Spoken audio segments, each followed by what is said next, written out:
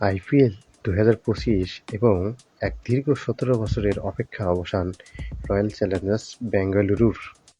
এবার পারবে আরসিবি? ১৭ বছর, হ্যাঁ, দীর্ঘ ১৭ বছর ট্রফির জন্য অপেক্ষা করছে এই দুই দল, যার একটি হলো আরসিবি এবং অপরটি পাঞ্জাব কিংস।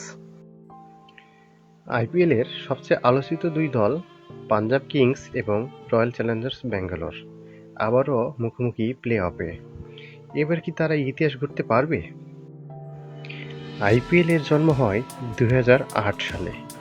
২০০৮ থেকে শুরু করে ২০২৫ সাল পর্যন্ত এই দীর্ঘ ১৭ বছরে ফাইনালে উঠেছে রয়্যাল চ্যালেঞ্জার্স ব্যাঙ্গালোর ৩ বার। ২০০৯, ২০১১ এবং ২০১৬ তিনবারই ট্রফির একেবারে কাছে থেকে ফিরে এসেছে এই দল।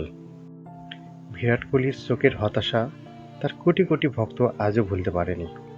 অন্যদিকে পাঞ্জাব কিংস ২০১৪ সালে তারা প্রথম ফাইনালে ওঠে, কিন্তু সেবারও ট্রফি অধরা রয়েই যায়। এই দুই দল বারবার হেরে গিয়েছে ঠিক শেষ মুহূর্তে গিয়ে। কিন্তু আইপিএল ২০২৫-এ এসে এই গল্পটি একদমই আলাদা। মাত্রই শেষ হয়েছে লিগ পর্বের সমস্ত খেলা, যেখানে পাঞ্জাব কিংস আছে পয়েন্ট টেবিলের একেবারে শীর্ষস্থানে আর আরসিবি আছে ২ নম্বরে। এই দুই দল গোটা মৌসুম জুড়ে দারুণ পারফর্ম করেছে। আরসিবির হয়ে প্রথমবারের মতো দলকে নেতৃত্ব দিচ্ছেন রজত পাতিদার, আছেন ফর্মে তুঙ্গেও। সাথে ব্যাটে ঝড় তুলেছেন বিরাট কোহলি, করেছেন ১৪ ম্যাচে ৮ যার ৮টিতেই জিতেছে আরসিবি। আর অস্ট্রেলিয়ান পেসার জশ হ্যাজেলউড বোলিংয়ে ঝরাচ্ছেন আগুন।